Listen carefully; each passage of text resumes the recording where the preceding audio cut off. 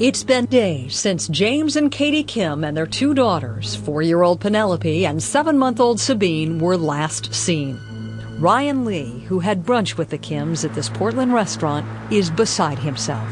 You know, I'm really scared, actually. You know, I mean, I'm trying to keep it together. You know, I just have to believe that there's some explanation for it. You know, I don't. You know, you can't think the worst, or else you're not gonna get through the day. I'm having conflicting emotions about it. You know, I mean, half of me says like everything's gonna be fine, and then half of me is like, wow, this is major. James and Katie are always prompt, so it's unlike them to miss several appointments, which they've done. Friends and relatives are having no luck reaching them on their cell phones. James' sister Eva says the family is fearing the worst. Sabine is 7 months old and Penelope's 4, and so we're just really worried about the kids. Specifically, we're worried about my brother and his wife, but it seems really unfair that the girls are there and just maybe suffering. So it just really makes us kind of stressed out. Rescuers received news that a faint signal from James' cell phone has been picked up deep within the rugged Coast Range Mountains. Meanwhile, James' father, Spencer Kim, has hired his own helicopters to search for the family. And he even uses his connections as CEO of an aerospace company to move a satellite into position. We have received information that a satellite has been rerouted over the search area. I believe it was requested by Mr. Kim. They're going to come over and take a picture of the area, and we'll take a look at what information that develops, if it helps us at all. Canvassing the treacherous terrain on the ground and in the air, rescuers are determined. We are motivated, and after meeting with Spencer Kim last night, we are going to find James.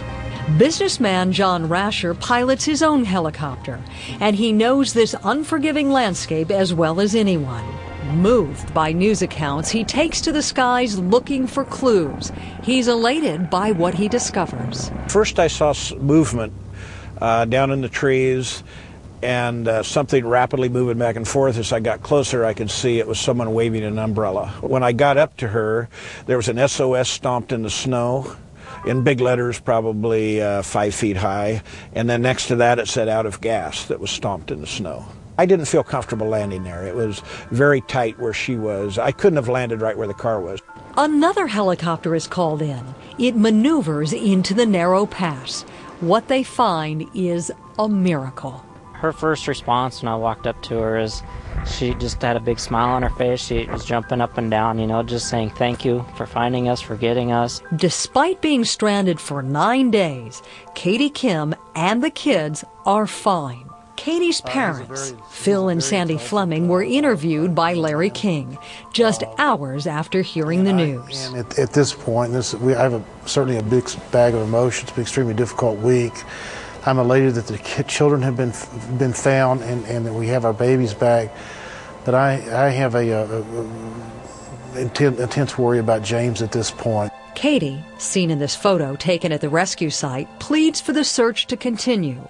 She hasn't seen James since he set out on foot 2 days before.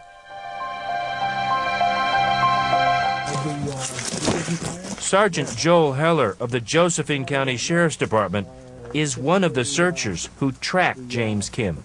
Even if you walked out of here, which he did, and knew the way, that is one hell of a hike. Yes, it is. If you stayed on the road. Correct. You get off the road here, I would say in about 100 yards you wouldn't know where you were. Yeah. Easy. It's very easy to get disoriented in this terrain. If you were to get plopped down here, that road looks like that road, which looks like that road.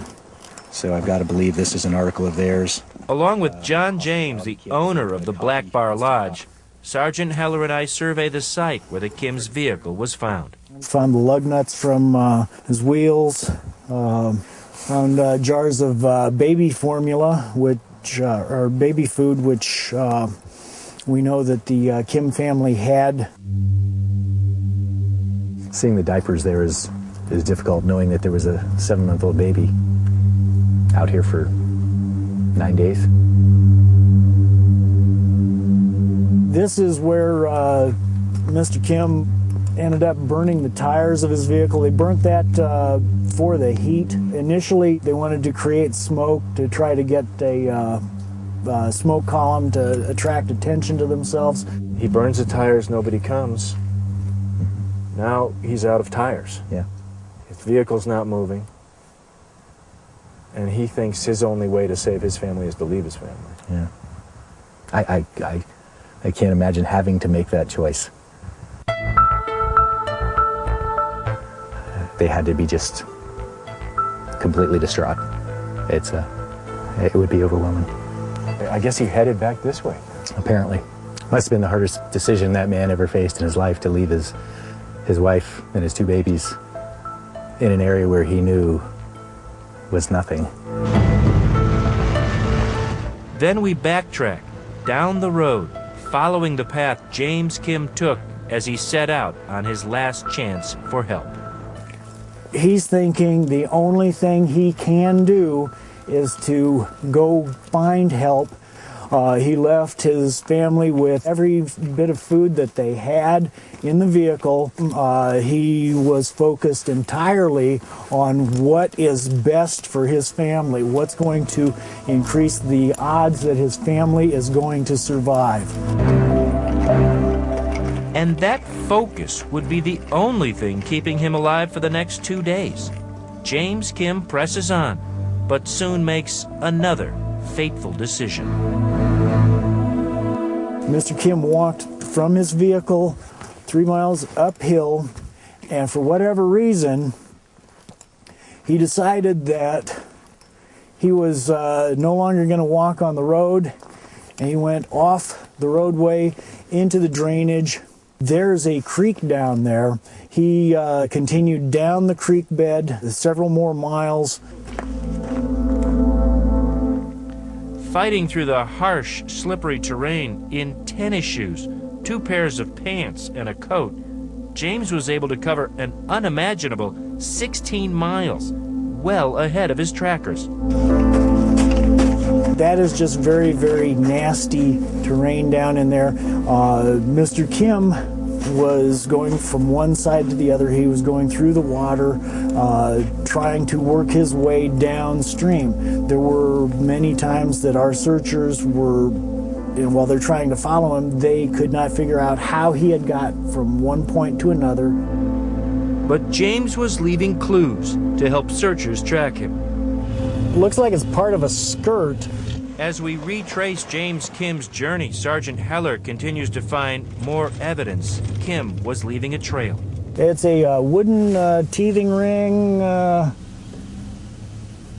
says Haba, H-A-B-A. It appeared that he was leaving these clothing articles to, to mark his trail.